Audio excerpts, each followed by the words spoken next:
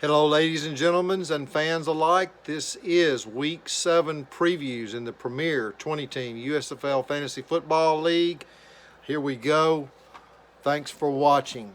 First game on the slate is the Showboats and the Stallions. The Showboats go to Legion Field to play Henry Rito and Joe Buck's Stallions. Stallions find themselves at 1-5, 3 1-point losses, 1 3-point loss out of 4 of their losses. This could easily have gone any other way for the Stallions, but tough luck this year. Behind the 8 ball, has a small chance to get back in it in this game. The Showboats are favored by 6. Showboats are only 2-4, so this is a battle to get out of the cellar in the South. The Stallions are at home. That gives them a little advantage in real life, not here in fantasy, but they are at home. We'll mention that, give them that. Goff has a tough matchup for the Stallions. Watkins has been hurt, not 100%, I think, probably for the last 2 or 3 seasons. So that's been a hamper for Henry Rito's Stallions. And then Ruggs is the wild card. Ruggs scores 10 points for the Stallions. And that can happen. Then he's in the game. But I'm going to go with the Showboats in this one.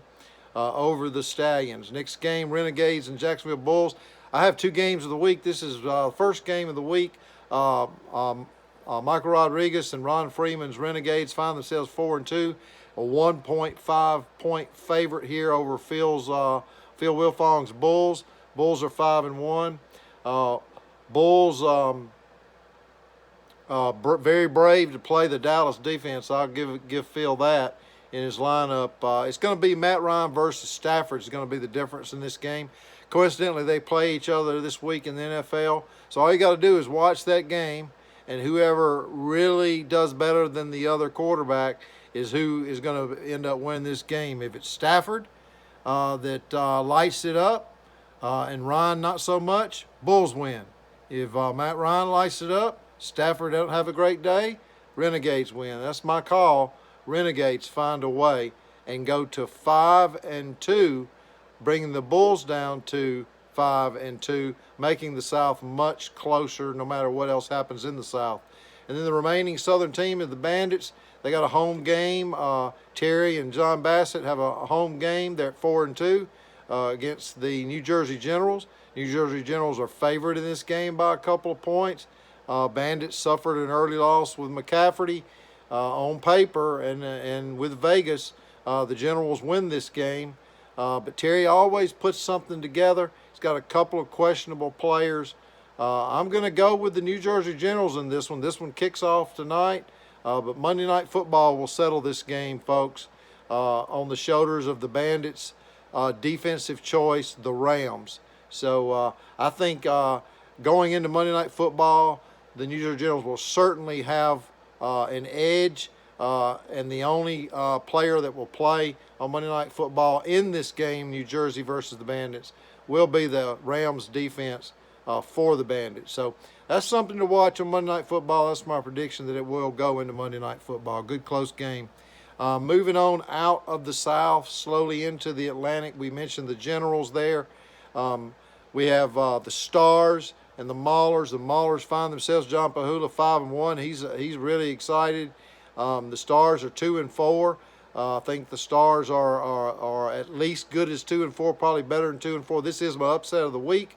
I think that if Watson for the Stars can stay with Big Ben with the Maulers, if he can match Big Ben, the rest of the roster leans toward the Stars winning this game. I'm going to give this one to the Stars. The Maulers are favored by 1, but I'm going to go with Mike Lancelotti and Ken Dunnick's Stars to win this one over the Maulers. If that does happen, the Stars go to 3-2. Maulers go to 3-4.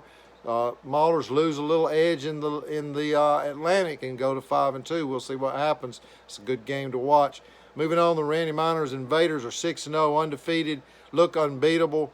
They look unbeatable again this week against Jason Wise Breakers. Breakers are 1-5. Invaders are 6-0. Breakers do play at home, but that doesn't matter much in fantasy football. So I've got the Invaders running away with this one, maybe scoring as much as the high 30s in their points which is hard to do in this league. And then the other Pacific Division battles are the Express and the Gold. Michael Rutt's team's much improved. El Briscoe's team was my prediction to at least make it to the final Bassett Bowl matchup. He's 5-1. Both of these teams, I think, will make the top 8. Express could put a dent in the Gold by giving them a loss, but the Gold's favored by 1, and they are at home. I'm going to give this one to the Gold. If that happens, the Express lose ground on the Invaders. The Gold moves up a little closer, and divisional games are going to really matter out in the Pacific. And then the Wranglers play the Blitz.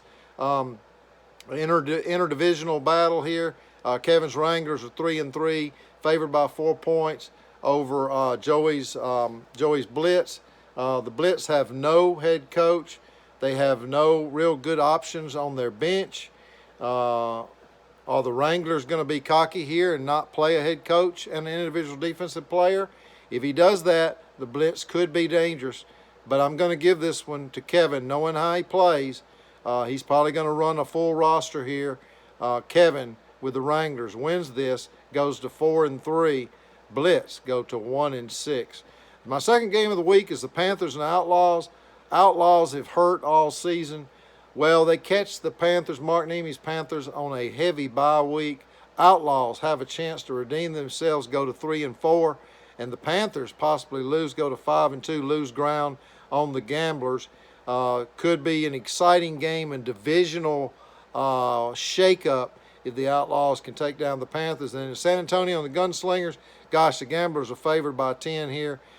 San Antonio finds themselves without a quarterback this particular week. They pick up Case Keenum on a hunch.